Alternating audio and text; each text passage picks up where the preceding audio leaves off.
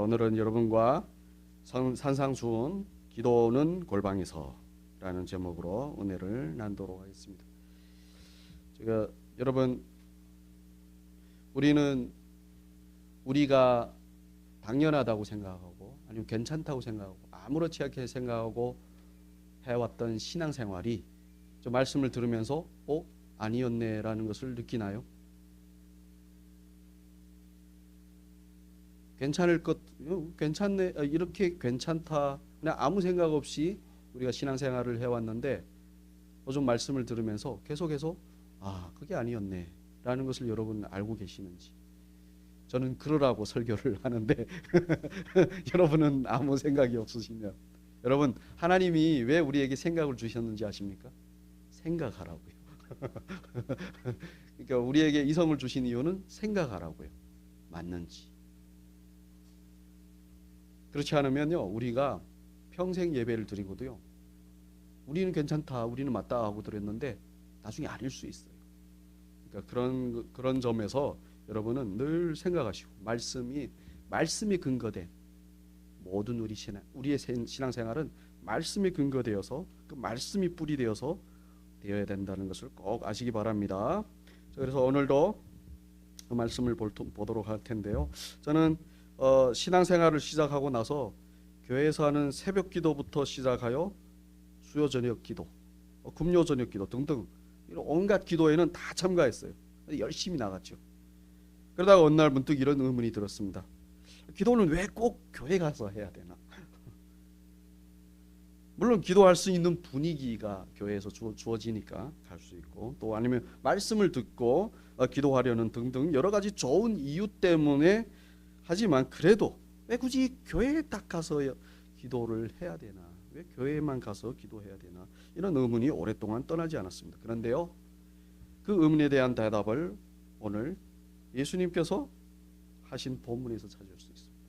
첫째로 오늘 5절 말씀에 하신 것처럼 외식하는 자처럼 사람에게 보이려고 하기 때문에.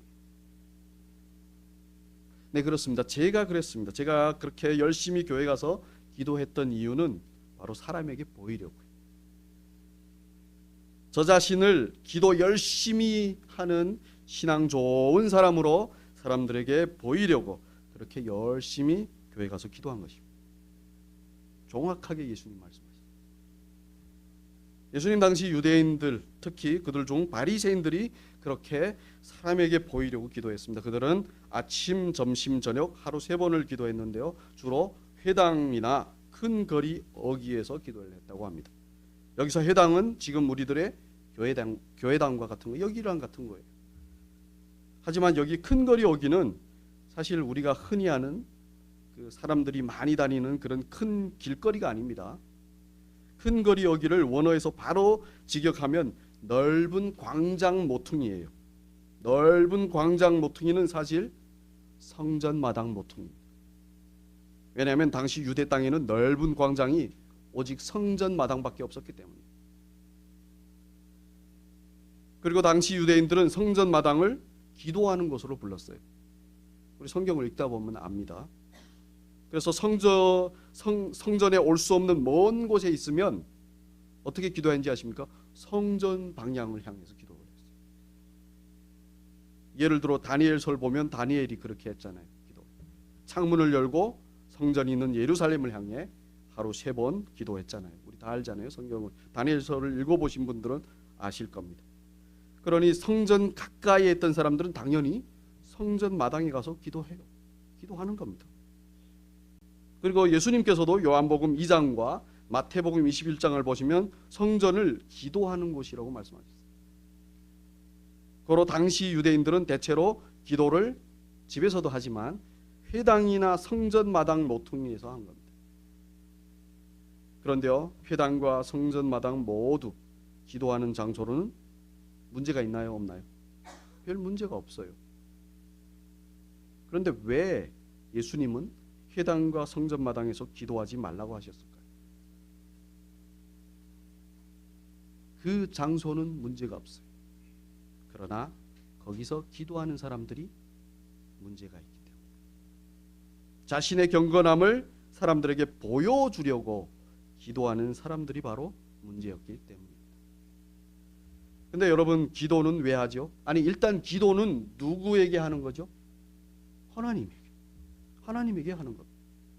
그러면 하나님께 왜 기도하죠? 하나님의 뜻을 알려고 하는 거잖아요.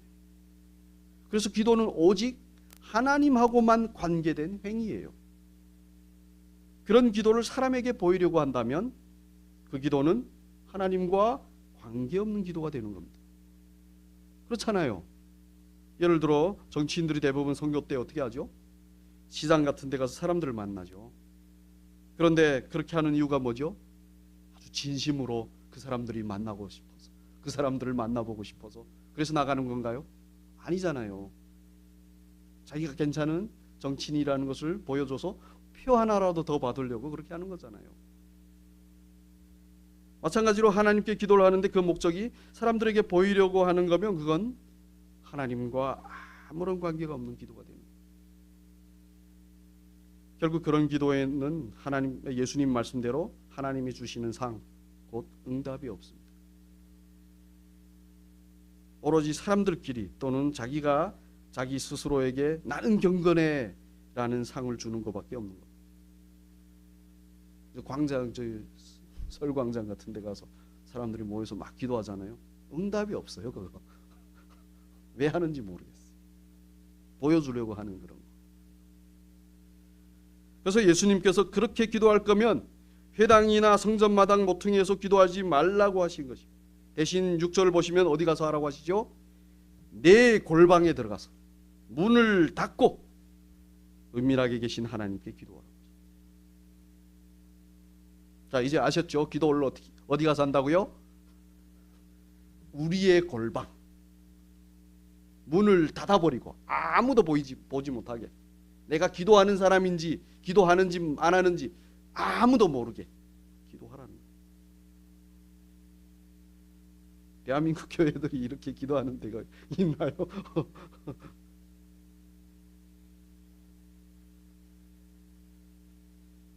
그래야 은밀한 중에 보시는 하나님께서 갚으신다, 즉 응답하신다라고 하십니다. 그런데 여러분, 대낮에 골방에 들어가 문을 닫으면 사람들이 어떻게 생각할까요? 중동은 날씨가 아주 더워요. 40도까지 올라가는 데인데 거기서는 항상 문을 열어놓고 있어요. 대낮에는. 근데 문을 닫아버리고 들어가 버려요. 그럼 사람들이 어떻게 생각할까요? 이상하게 생각하겠죠. 왜 저러지? 네, 대낮에 골방에 들어가서 문 닫는 행위는 오직 은밀한 어떤 죄를 지으려고 하는 것밖에 없었어요. 그래서 우리는 여기서 알게 되는 것이 있습니다. 그것은 바로 회당이나 성전마당 모퉁이에서 기도하지 말고 골방에 들어가서 기도하라고 하신 예수님의 말씀은 사람들이 보는 회당이나 성전마당에서 거룩한 모습으로 기도하지만 사실은 자기 골방에서는 죄를 짓는 유대인들의 그 이중적인 신앙생활을 지적하신 거예요. 그래서 예수님의 말씀을 이렇게 이해하시면 됩니다.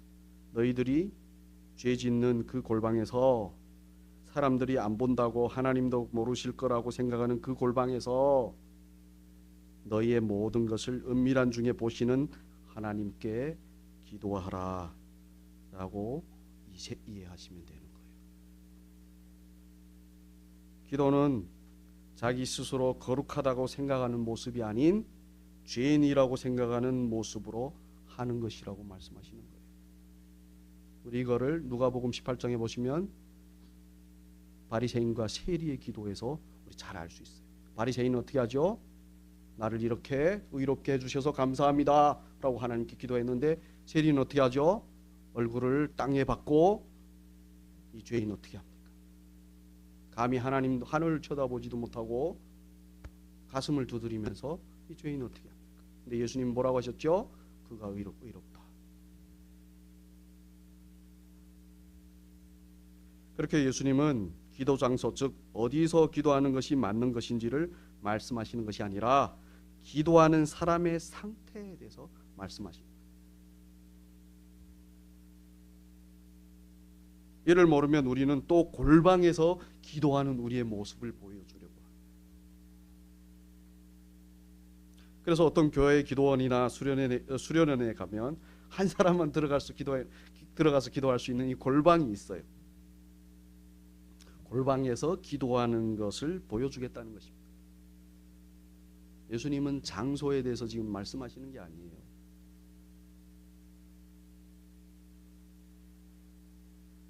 예수님이 무엇을 말씀하시는지 모르면 우리는 계속 사람에게 보이려고 하는 그런 식의 기도, 즉 그런 신앙생활을 하게 될 수밖에 없습니다.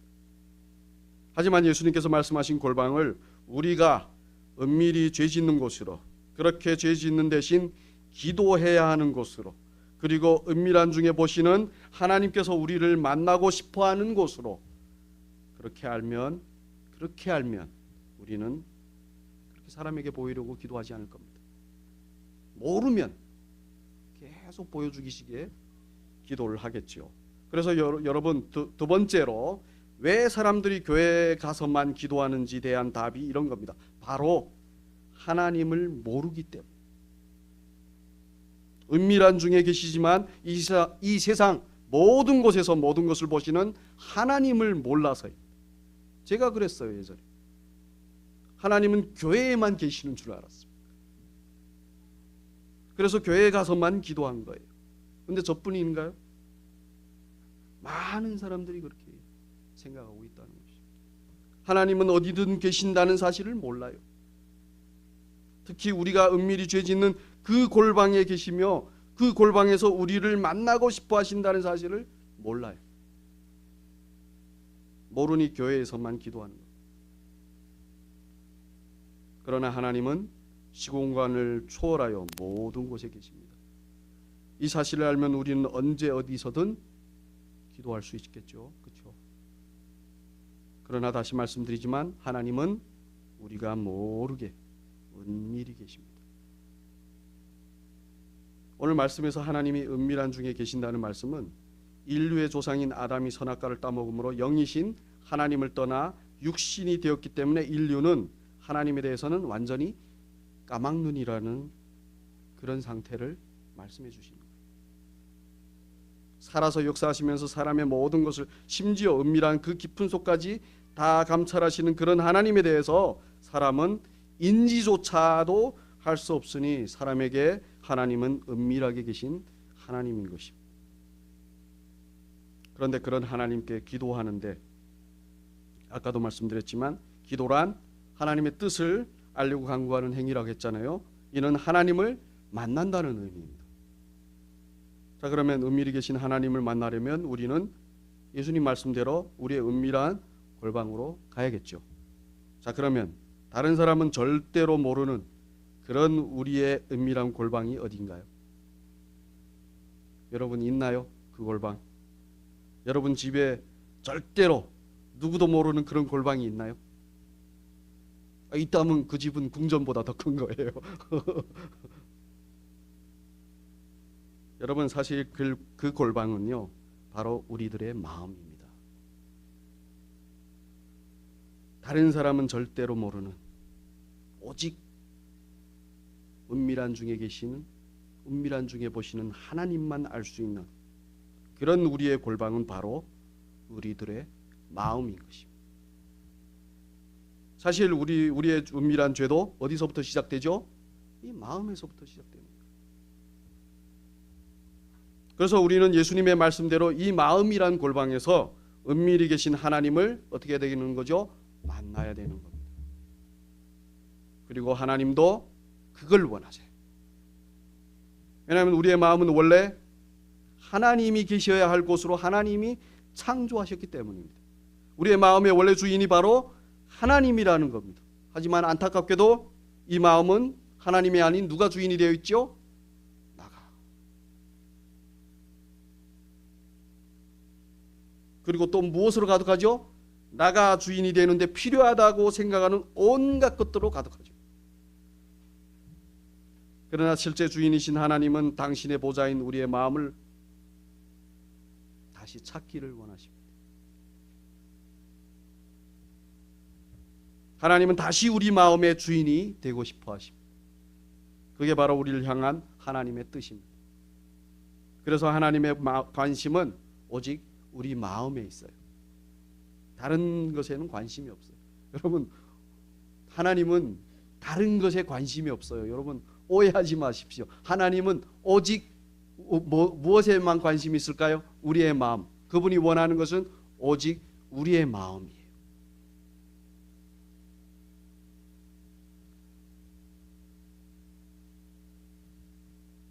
그래서 우리가 은밀히 계신 하나님을 만날 수 있는 그 골방은, 강조합니다. 기억하십시오. 우리의 마음이라는 것.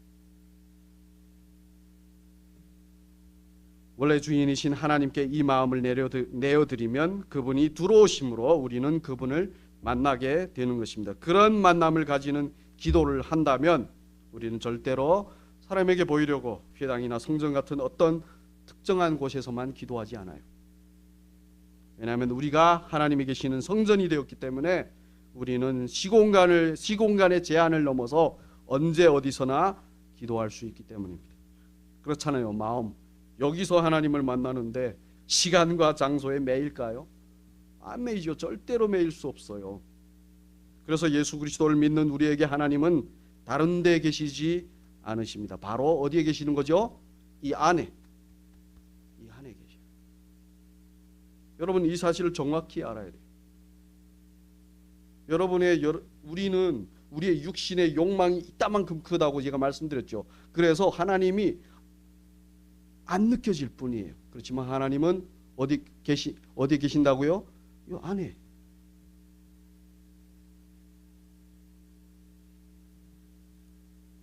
그 하나님을 이 안에서 만나지 못하면요, 우리는 헛된 데 가서 하나님을 찾게 돼요. 지난 수련회 때 러시아에서 오신 한 분의 간증을 여러분 들으셨죠? 못 들으신 분들도 있지만, 그분은 러시아에서 10여 년 동안 정말 갖은 고생을 다 하다가 우여곡절 끝에 한국에 오게 됐어요. 그분이 처음으로 하나님에 대해 듣게 된 곳은 국정원 예배당이었어요. 그때 그는 하나님이 살아계신다는 말에 자기도 모르게 그렇게 눈물을 흘렸대요. 그렇게 눈물을 흘리는 자기 자신을 보면서 자기는 하나님과 특별한 관계가 있다고 생각했답니다. 그런데 한국 사회에 나오니 문제는 하나님이 눈에 보이지 않는 거예요. 분명 하나님은 살아계신다고 들었는데 안 보이는 거예요. 그래서 하나님을 찾아 여기저기 돌아다녔다고 합니다. 이 교회에 갔다가 저 교회에 갔다가 정말 한국 방방곡곡의 교회란 교회는 다 갔었다고 합니다. 그런데도 하나님은 볼 수 없었다고 해요. 그런데 이번 수련회에 와서 알게 된 것은 자기가 그동안 그렇게 찾아다녔던 하나님이 자기의 마음속에 계신다는 거예요. 그 사실을 알게 되니 정말 천국에 있는 것 같다고 했습니다. 여러분, 그렇습니다. 우리가 하나님이 우리 안에 계신다는 사실을 알면 우리는 여기저기 마치 하나님이 다른 데 계시는 것처럼 돌아다니지 않아요. 대신 우리 안에 은밀히 계시는 그 하나님을 만나려고 할 겁니다. 그러니 우리 안에 계시는 그 하나님을 만나는 그런 기도를 하시는 저와 여러분이 되시길 진심으로 축복합니다. 자, 그런데요, 문제는 우리 안에 은밀히 계시는 하나님을 어떻게 만나는가입니다. 그냥 만나라고 했는데 어떻게 만나는지 모르면 어떻게 해요, 그렇죠? 그래서 꼭 만나십시오 하고는 어떻게 만났는지에 대한 설교를 들어야 돼요. 아시겠죠? 좀 고리타분하더라도 잘 들어야 됩니다. 그럼 어떻게 만날까요? 이 마음 안에서 어떻게 해야 하나님을 만날 수 있을까요? 기도는 하나님과의 만남이잖아요. 만남은 일방적인 것이 아니라 쌍방이잖아요. 그럼 어떻게 만나는 걸까요? 네, 우리는 알아야 합니다. 우리만 하나님께 말하는 것이 아니라 하나님도 우리에게 말씀하신다는 사실을. 그래서 우리는 하나님을 하나님의 말씀으로 만나는 거예요. 왜냐하면 하나님은 영이시기에 우리는 그분을 인지할 수 없어요. 오직 우리가 인지할 수 있는 방법은 바로 그분의 말씀뿐입니다. 하나님의 말씀이 곧 하나님이신 거예요. 그래서 우리가 하나님의 말씀을 들으면 마치 그릇처럼 헛된 것들로 가득 찬 우리의 마음에 하나님의 말씀이 차는 겁니다. 좀 더 자세히 말하면 하나님 말씀이 헛된 것들을 밀어내면서 우리 안에 들어오는 거예요. 그러니까 헛된 그것들은 가짜야. 그건 진리가 아니야. 너희들을 진짜 살리는 진리는 바로 하나님의 이 말씀의 그 내용이야 라고 하면서 우리 안을 밀고 들어오는 거예요. 그렇게 말씀이 우리 안에 들어오는 것이 바로 우리가 하나님을 만나는 것입니다. 여러분, 하나님을 만나는 것을 뭐 사람하고 만나듯이 그렇게 생각하지 마십시오. 하나님의 말씀이 우리 안에 들어와서 우리 안에 있는 그 모든 것을 죄로 가짜로 인식하게 해주심으로 오직 하나님의 그 말씀의 내용만이 우리가 사는데 필요한 진리요 생명이라는 사실을 알게 하는 것이 그게 바로 하나님을 만나는 거예요.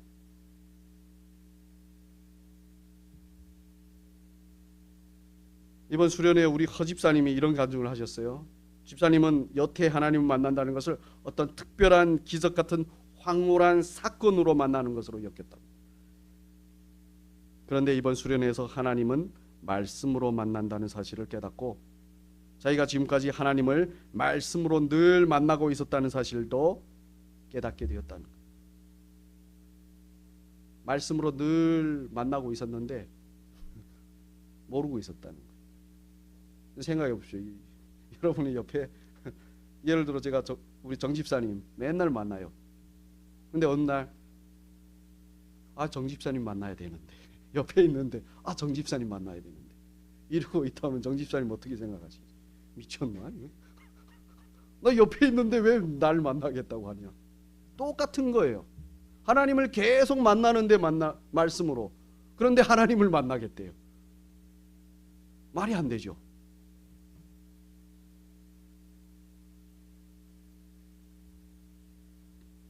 말씀으로 만난다는 사실을 모르면 우리는 매일 하나님을 만나고 있으면서 하나님을 찾게 돼요.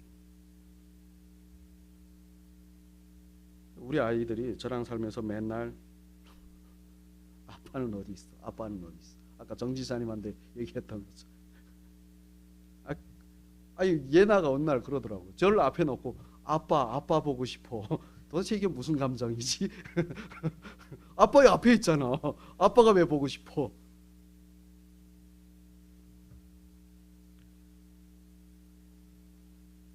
우리가 이 사실을 모르면요, 그런 신앙생활을 할 수 있어요.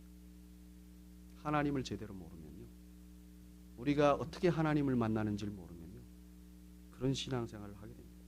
하나님을 맨날 말씀으로 우리 안에서 만나는데 하나님은 어디 계시지? 라는 질문을 하는 그런 신앙생활이에요. 이런 우리를 보시는 하나님 마음은 답답하시고 속상하실 것입니다. 그래서 여러분들이 살면서 답답하고 속상한 일들을 경험하는 것은 사실 여러분을 향한 하나님의 마음이 그렇다는 것을 알라고 하나님이 허락하신 일들이에요. 그래서 여러분들이 살면서 답답하고 속상하는 일들을 경험하잖아요. 하나님이 나를 보시면서 이렇게 답답하시고 속상하시겠구나. 그걸 아십시오. 그러나 여러분, 우리는 늘 은밀히 계시는 하나님을 우리의 골방인 이 마음에서 말씀으로 만난다는 사실을 알고 그 말씀으로 하나님을 더욱 알고 알게 된 그 하나님에게 반응하는 그런 기도를 하셔야 합니다. 그리 되시길 바랍니다. 그런데요, 그러면 우리는 어떤 식으로 하나님의 말씀을 우리 안에서 경험할까요? 좀 더 자세히 들어가고 싶어요. 아까도 살짝 언급했지만 기억하십시오. 말씀으로 우리가 하나님께 죄인이란 사실을 아는 경험을 합니다. 그리고 그런 죄인인 우리를 구원하신 예수 그리스도만 의로우시다는 사실을 아는 경험을 해요. 그리고 그런 구원의 은혜가 없다면 우리는 멸망의 심판을 받을 수밖에 없다는 사실을 아는 경험을 합니다. 그러니까 이게 다 말씀이 해주는 경험이에요. 이런 식으로 우리는 우리 안에서 하나님의 말씀을 경험하는 거예요. 더 나아가 우리는 말씀대로 우리를 구원하신 하나님께 감사하고 그 구원을 다른 사람들에게 전하려는 경험도 하게 됩니다. 결국 우리는 말씀으로 모든 것을 우리의 골방인 우리 마음 안에서 경험하는 거예요. 이렇게 되는 것이 바로 다시 말씀드리지만 은밀한 중에 계신 하나님을 만나는 방식인 것입니다. 기도는 우리가 만난 하나님에게 이렇게 만난 하나님에게 반응하는 것입니다. 오늘 말씀을 정리하겠습니다. 회당이나 큰 거리 어귀에서 기도하지 말고 골방에 가서 기도하라고 하신 것은 사람들이 하나님께 기도한다고 하지만 사실 보여주기식의 하나님과는 전혀 상관없는 그런 기도를 하기 때문입니다. 그럼에도 불구하고 하나님은 그런 우리를 만나시려고 찾아오셨죠. 그 하나님이 바로 예수 그리스도이십니다. 그러나 사람들은 자기들의 그 잘남 때문에 그분을 어떻게 하죠? 거부했죠. 왜냐하면 사람 마음에는 자기가 하나님이 된 탐욕적인 죄로 가득하기 때문입니다. 그래서 예수님께서 내 골방, 즉 그런 죄로 가득한 곳으로 들어가서 기도하여 하나님을 만나라고 하십니다. 그런데 그 골방은 사실 우리의 마음인 거예요. 은밀히 계신 하나님을 만날 수 있는 원래 주인은 하나님이신 그 마음이. 그래서 우리는 우리 마음 안에서 하나님을 만나야 되는 것입니다. 오직 하나님의 말씀으로. 그렇게 말씀으로 하나님 만나면 우리는 교회 같은 특정한 곳이 아닌 시간과 장소를 초월한 모든 곳에서 기도할 수 있는 것입니다. 교회에서만 하지만 교회에서도 하지만 그렇다고 교회에서 안 한다는 거 아닙니다. 교회에서도 하지만 우리의 삶 언제 어디서나 어떤 모양으로도 우리는 기도할 수 있는 거예요. 예전에 기도하는 자세를 알려달라는 분이 있더라고요. 그래서 제가 누워서 해라고 했어요. 엎드려서 하라고. 그게 중요하지 않다. 네 마음에서 진심으로 그분을 만나려는 그 갈망이 중요하다. 왜냐하면 우리를 구원하신 하나님이 우리의 영혼 그 깊은 데서 그곳에 계시면서 우리를 만나시려고 하시기 때문입니다. 그 하나님을 만나고 그분이 주시는 은혜로 가득하면 우리의 영혼은 그 깊은 데서부터 그분을 자연히 찬양하게 돼 있어요. 그 은혜를 찬양하는 저와 여러분에게는 이 세상에는 없는 그런 평화가 임하게 됩니다. 우리 함께 내 영혼의 그 깊은 데서 찬양하겠습니다.